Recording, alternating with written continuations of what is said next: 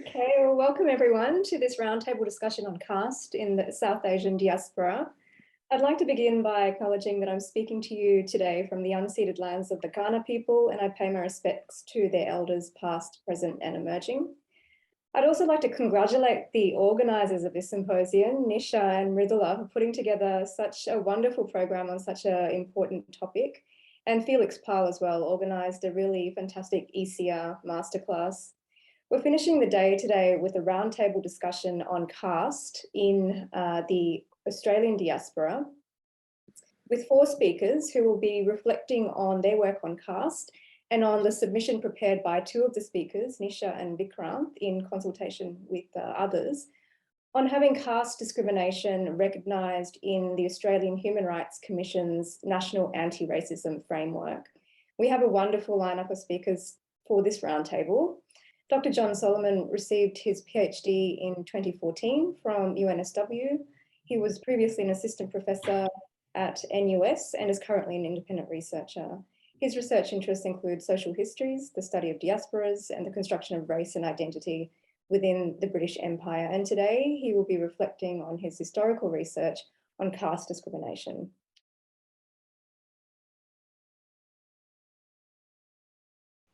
Okay. I want to thank Nisha for inviting me for this. I know the topic is about caste discrimination within the South Asian diaspora in Australia, but that's not my research area. So I'm really happy to be part of this to learn more about this issue.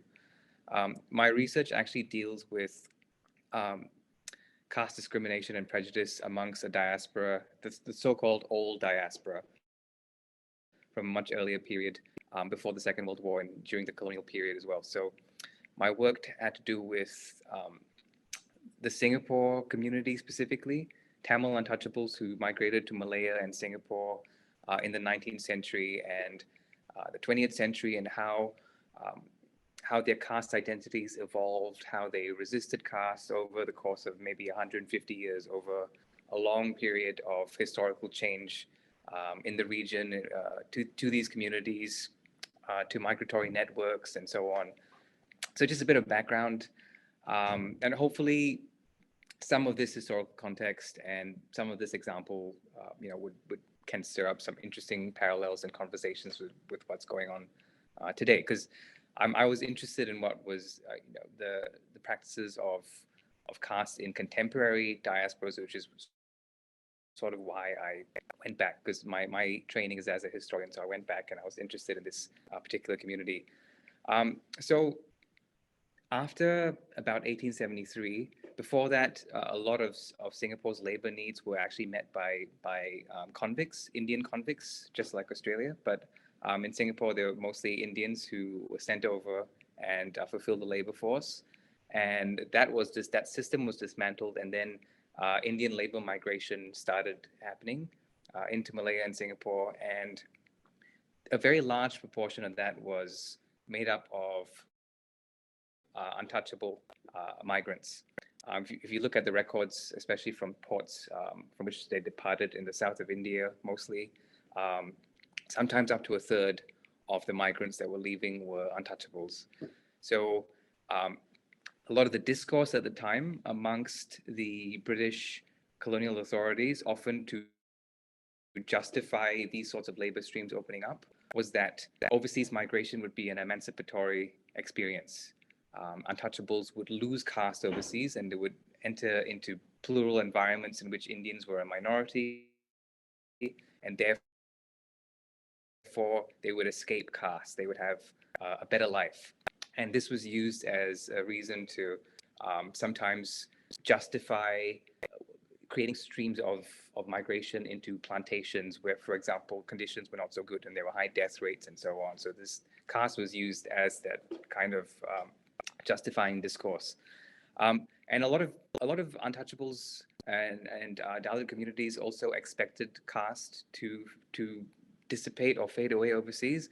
But what actually happened was caste prejudice remained remarkably resistant to change, and it stayed in place for a very long time, until at least after the Second World War, when it started to fade away due to a number of different factors.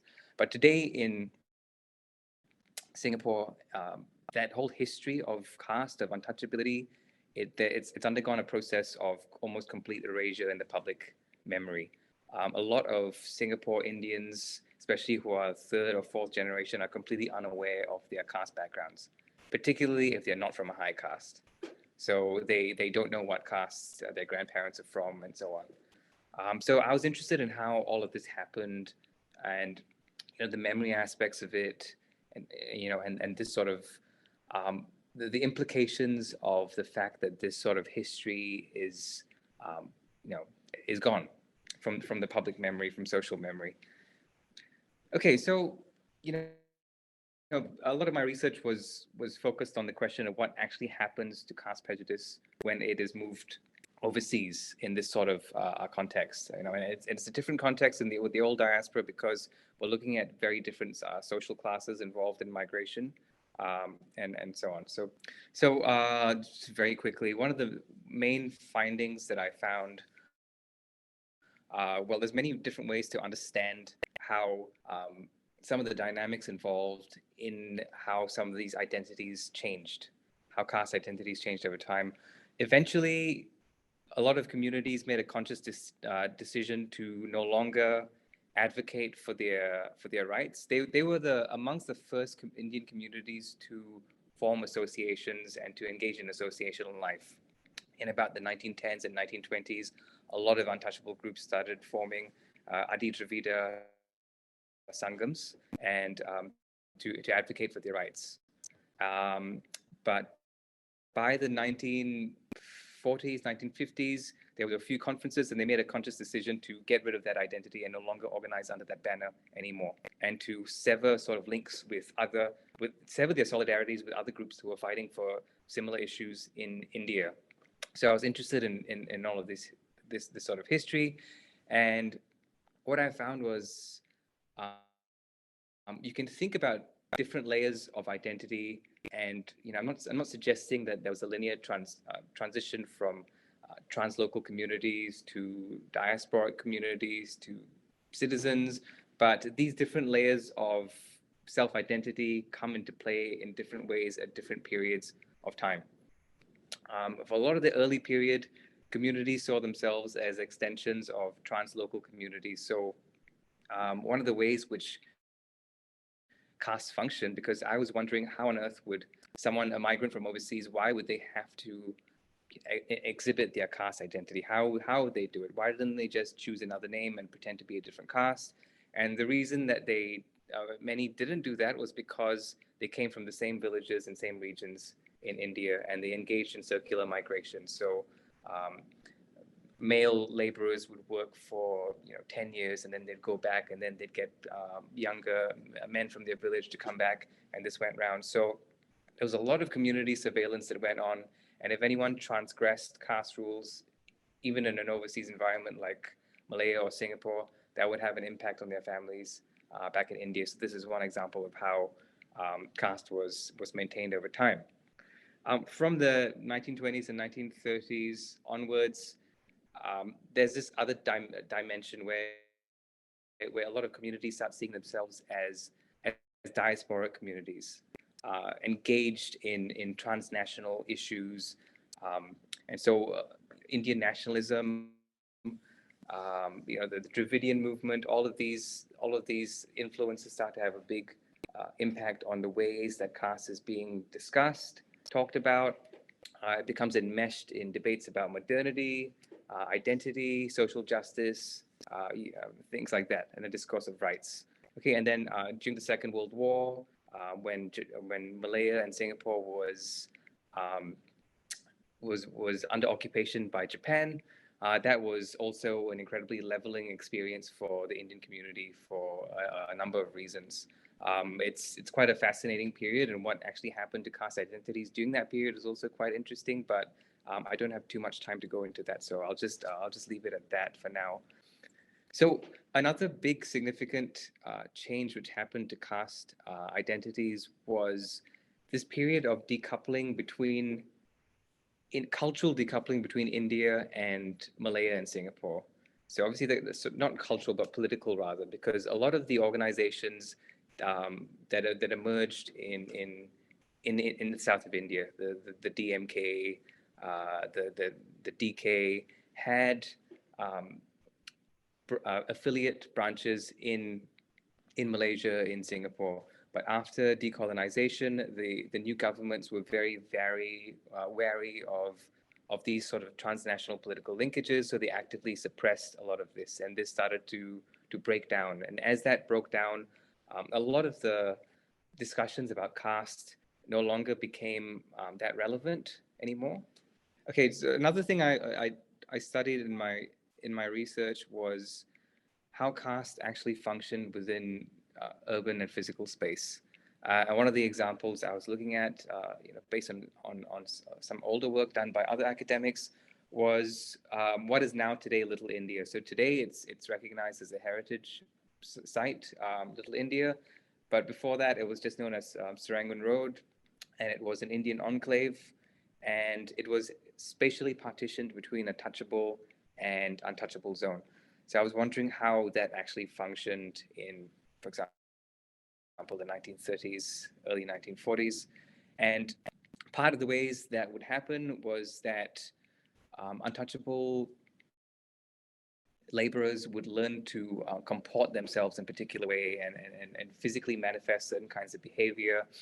One interesting example is how caste discrimination actually used to happen in Chinese coffee shops, because Indians across this whole period of time were a minority in Singapore, and there were other groups like the Chinese who were obviously numerically larger.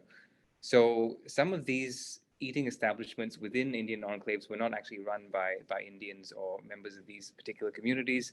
They were actually owned by Chinese shop owners who would actually enact forms of discrimination. They would serve untouchable laborers in condensed milk tins rather than cups and glasses, so that they wouldn't defile these cups and glasses that would be that they would then serve high caste patrons with.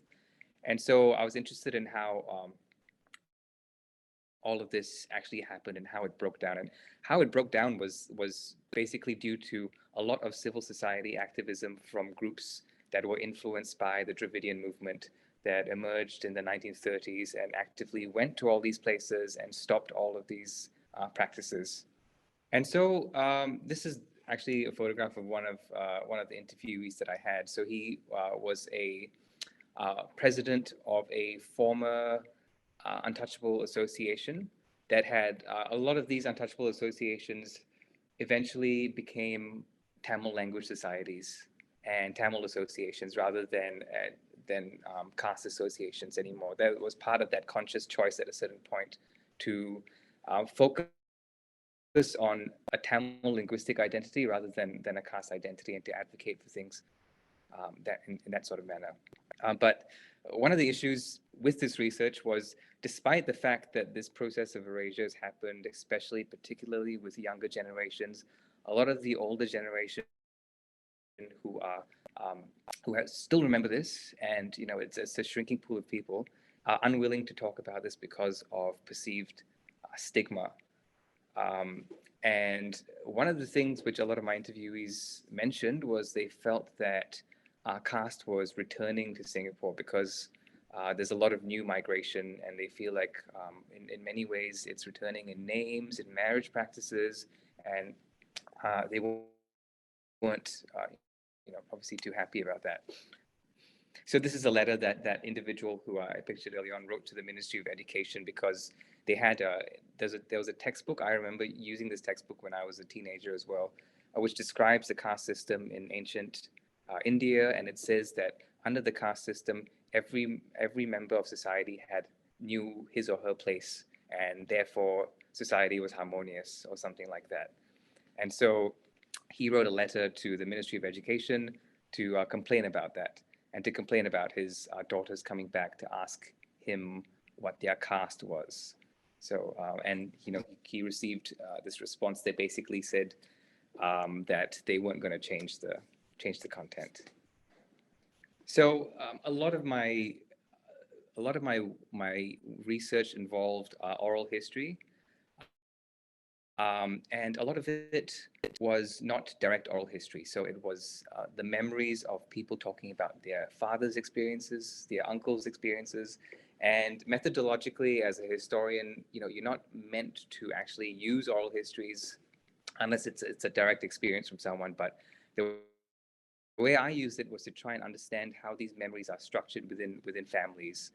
The conscious processes of forgetting or remembering, and how people make sense of this sort of past. Just to end off with the question that I asked at the start, like what happens to caste prejudice overseas? In this particular context in Malaya and Singapore, what happened was that caste was remarkably resilient, even though these communities were in an environment which was seemingly hostile for the retention of caste. Being a minority community, facing a lot of other issues, racism, classism, even within a lot of the communities that were practicing forms of discrimination. Despite all of this, caste remained very relevant. It remained very resistant. And a big part of the reason that it eventually started to break down was due to a lot of community activism. And in the light of the context of the potential for caste to return to Singapore and everything, and I think that it's important to try and bring up this history again, not in a way so that it inoculates,